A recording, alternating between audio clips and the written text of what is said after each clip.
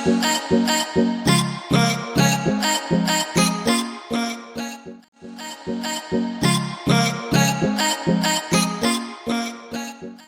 Friends, welcome to JRF chemistry.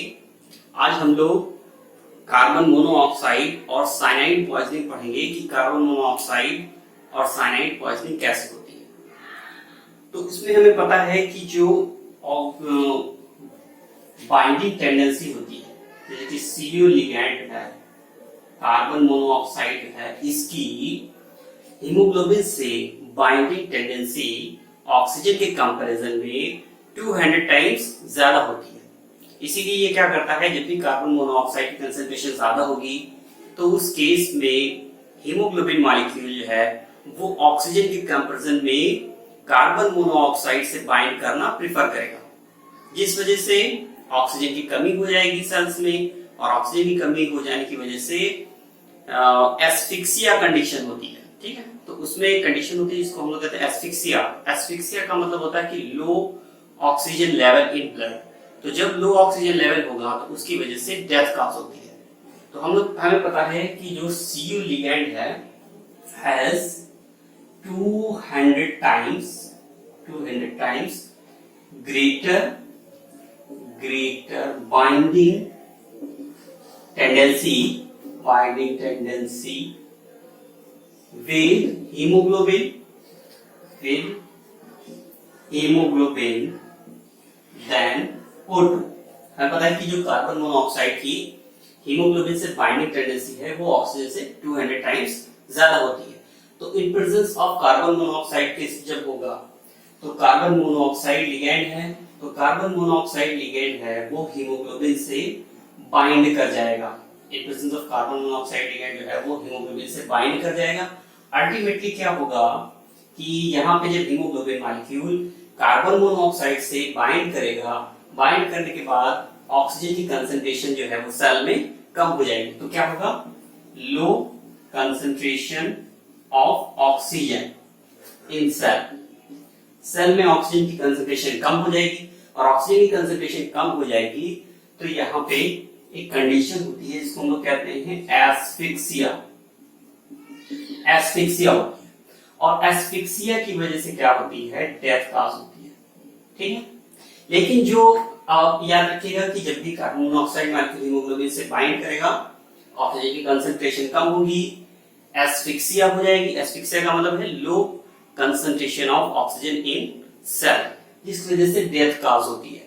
लेकिन जो ये बाइंडिंग है, हीमोग्लोबिन से जो बाइंडिंग होती है कार्बन मोनोऑक्साइड की, ये रिवर्सिबल होती है। इसके ट्रीटमेंट के लिए हम क्या कर सकते हैं, ट्रीटमेंट इसमें क्या कर सकते हैं कि ऑक्सीजन की कंसंट्रेशन अगर बढ़ाई जाए, ऑक्सीजन का जो प्रेशर है वो बढ़ाया जाए, जिस वजह से जो ऑक्सीजन जो कार्बन मोनोऑक्साइड मॉलिक्यूल है वो हीमोग्लोबिन से यहाँ पे रिमूव हो जाता है। तो क्या होता है, ट्रीटमेंट कैसे करते हैं कि increased concentration, increased O2 pressure, जब ऑक्सीजन प्रेशर बढ़ा देंगे तो ऑक्सीजन प्रेशर जो बढ़ा देंगे तो CO लिगैंड जो है वो रिमूव हो जाए। CO लिगैंड इज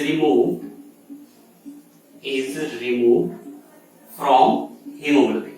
ठीक है, हीमोग्लोबिन से जब ये रिमूव हो जाएगा तब ये हीमोग्लोबिन मॉलिक्यूल ऑक्सीजन के साथ बाइंडिंग करेगा और सेल को ऑक्सीजन प्रोवाइड करेगा। तो सीधी सी बात है कि हमें पता है कि कार्बन मोनोऑक्साइड लिगैंड जो है उसकी हीमोग्लोबिन से बाइंडिंग टेंडेंसी 200 टाइम्स ज्यादा होती है ऑक्सीजन के कंपैरिजन में।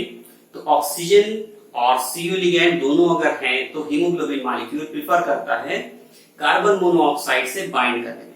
कार्बन मोनोऑक्साइड हीमोग्लोबिन मॉलिक्यूल की आयरन एटम से बाइंड करके कर देता है, जिस वजह से ऑक्सीजन की कंसंट्रेशन कम हो जाती है, और ऑक्सीजन की कंसंट्रेशन कम होती है तो एस्फिक्सिया कंडीशन होती है, जिसके बाद वो डेथ कॉज होती है। इसको ट्रीट करने के लिए क्या कर सकते हैं, हम ऑक्सीजन प्रेशर बढ़ा दें, जिस वजह से जो सीओ लिगैंड यहाँ पे बाइंडेड था हीमोग्लोबिन से वो रिमूव हो जाता है, और रिमूव होने के बाद जो ऑक्सीजन है वो हीमोग्लोबिन से बाइंड करेगा और फिर से सेल को ऑक्सीजन प्रोवाइड करेगा। ठीक है, तो चलिए दोस्तों अब पढ़ते हैं साइनाइड पॉइजनिंग की तरफ कि साइनाइड पॉइजनिंग कैसे होती है।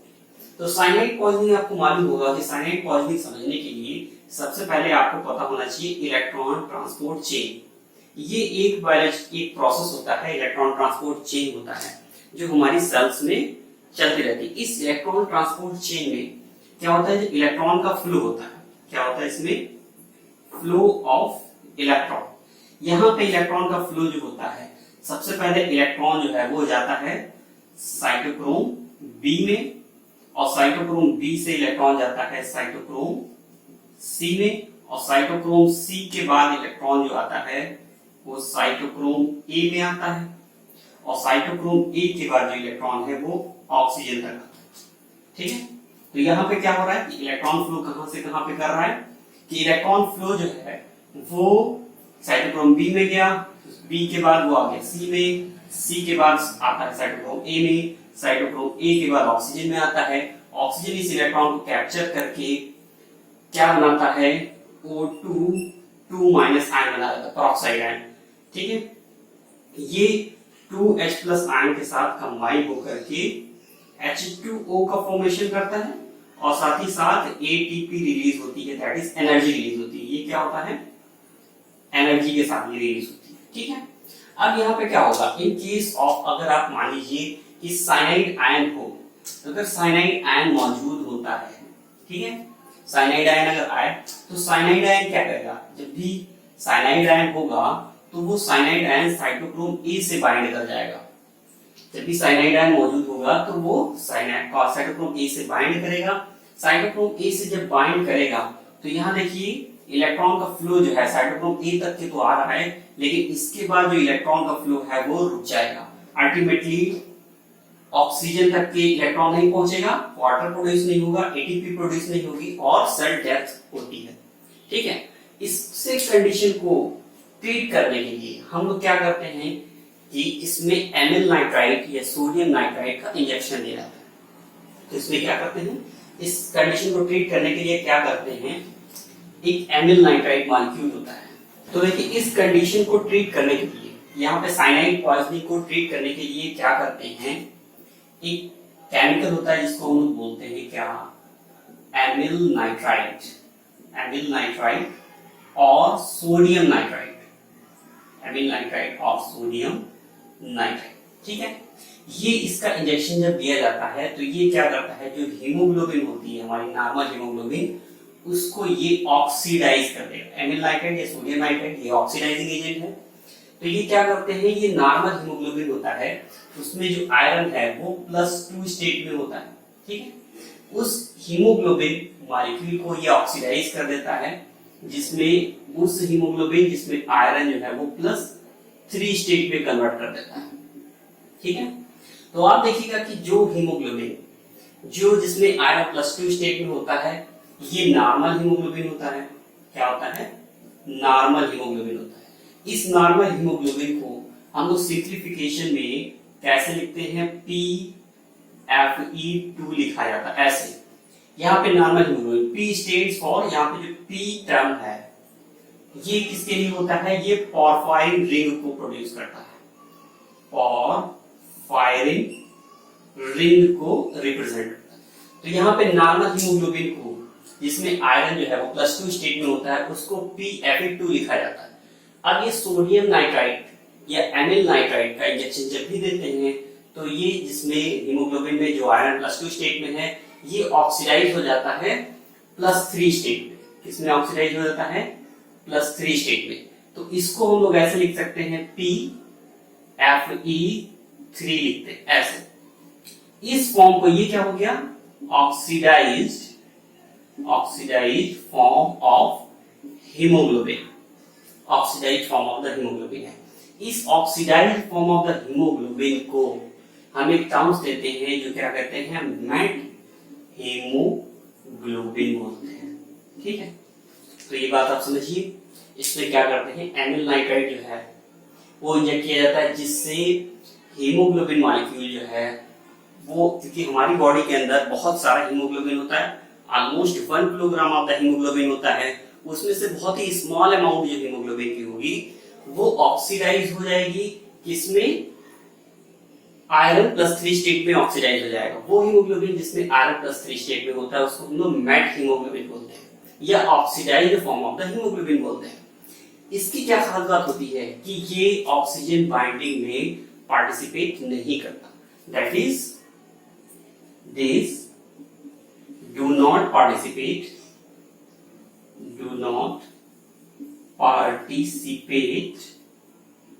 इन O2 ट्रांसपोर्ट। ऑक्सीजन ट्रांसपोर्ट में ये पार्टिसिपेट नहीं करता क्योंकि ये ऑक्सीजन के साथ बाइंडिंग नहीं करेगा, तो ऑक्सीजन ट्रांसपोर्ट में ये पार्टिसिपेट नहीं करता है। इसलिए ये क्या होता है कि ये जो आयरन इसमें +3 स्टेट में है, ये ऑक्सीजन के साथ तो बाइंड नहीं करेगा, लेकिन जो साइनाइड यहाँ पे प्रेजेंट है इस वाले साइनाइड के साथ ये बाइंड कर जाता है, दैट इज ये जो मेट हीमोग्लोबिन है ये इस साइनाइड को बाइंड कराएगा। तो देखिए दोस्तों, यहाँ पे क्या होता है कि जो साइनाइड मॉलिक्यूल है ये मेट हीमोग्लोबिन मॉलिक्यूल जिसमें आयरन एटम +3 स्टेट में है, ये क्या करता है इस साइनाइड आयन को यहां से रिमूव करता है और इसके साथ ये बाइंड कर जाता है। तो जब ये साइनाइड इसके साथ बाइंड करेगा, यहाँ पे साइनाइड बाइंड कर जाता है। अब ये साइनाइड जब बाइंड कर गया, ये वाटर सॉल्युबल होता है और यहाँ पे ऑस्मो रेगुलेशन के थ्रू बॉडी से रिमूव हो जाता है। ठीक है, इस तरह से जब ये साइनाइड आयन यहाँ से रिमूव हो गया तो फिर से इलेक्ट्रॉन का फ्लो स्टार्ट हो जाता है और सेल को ऑक्सीजन मिलने लगती है। ठीक है, तो एक बार फिर से समझ लें कि साइनाइड पॉइजनिंग कैसे होती है। सबसे पहली बात तो ये है कि हमारी बॉडी के अंदर जो हीमोग्लोबिन है वो ऑलमोस्ट 1 किलोग्राम होता है, तो उसमें से बहुत ही स्मॉल अमाउंट जो हीमोग्लोबिन की है वो ऑक्सीडाइज की जा सकती है। तो जो नॉर्मल हीमोग्लोबिन होता है उसमें आयरन एटम +2 स्टेट में होता है। अब ये क्या होता है कि एमिल नाइट्राइट जो होता है, एमिल नाइट्राइट का जब इंजेक्शन देते हैं तो बहुत ही small amount of the haemoglobin जो होता है जिसमें आयरन +2 स्टेट में होता है वो ऑक्सीडाइज हो जाएगा। और किसमें ऑक्सीडाइज हो जाएगा? आयरन +3 स्टेट में। वो हीमोग्लोबिन जिसमें आयरन +3 स्टेट में होता है उसको हम लोग oxidised form of the haemoglobin बोलते हैं। क्या बोलते हैं? ऑक्सीडाइज्ड फॉर्म ऑफ हीमोग्लोबिन या मेट हीमोग्लोबिन बोलते हैं। ये ऑक्सीजन ट्रांसपोर्ट में पार्टिसिपेट नहीं करता है। लेकिन इसकी एक खास बात होती है क्योंकि ये आयरन यहाँ पे +3 स्टेट में है, ये साइनाइड से बाइंड कर सकता है। तो ये क्या करता है, जो यहाँ पे इलेक्ट्रॉन जो साइनाइड पॉइजनिंग हो रही थी, क्योंकि यहाँ पे इलेक्ट्रॉन का फ्लो कहाँ से कहाँ हो रहा था, बी में इलेक्ट्रॉन आया, बी से सी में, सी से ए में, और ए के बाद ऑक्सीजन तक गया, और ऑक्सीजन के बाद वाटर का प्रोडक्शन हुआ, एटीपी का फॉर्मेशन हुआ। जब ये साइनाइड यहाँ पे आ गया वो साइटोक्रोम ए से बाइंड कर गया, तो जब साइटोक्रोम ए से बाइंड कर गया तो ये इलेक्ट्रॉन का फ्लो जो है वो रुक गया। अब यहाँ पे क्या होता है कि जब एमिल नाइट्राइट का इंजेक्शन दिया जाता है तो मेट हीमोग्लोबिन बनता है। मेट हीमोग्लोबिन जो होता है वो ऑक्सीजन ट्रांसपोर्ट में पार्टिसिपेट नहीं करता, बट जिसका आयरन एटम है वो इस साइनाइड आयन को यहाँ से रिमूव कर लेगा। ये साइनाइड आयन यहाँ से निकल करके इस आयरन एटम जो कि +3 स्टेट में उससे बाइंड कर जाता है। बाइंड कर जाएगा तो ये जो साइनाइड आयन है यहाँ से रिमूव हो गया। अब ये जो साइनाइड आयन है ये यहाँ से जब रिमूव हो गया तो देखिए जब साइनाइड आयन नहीं होगा तो इलेक्ट्रॉन का फ्लो फिर से स्टार्ट हो जाएगा, और इलेक्ट्रॉन का फ्लो फिर से स्टार्ट हो जाएगा तो ऑक्सीजन रिड्यूस होगा। रिड्यूस होने के बाद 2H+ आयन के साथ ये बाइंड करके एटीपी और वाटर का प्रोडक्शन होगा और एनर्जी रिलीज होगी। तो इस तरह से इलेक्ट्रॉन ट्रांसपोर्ट चेन फिर से स्टार्ट हो जाती है और हर सेल को ऑक्सीजन सप्लाई होने लगती है। ठीक है, तो उम्मीद है आपको हमारा ये वीडियो अच्छा लगा होगा, तो लाइक शेयर और सब्सक्राइब जरूर करें। And thanks for watching.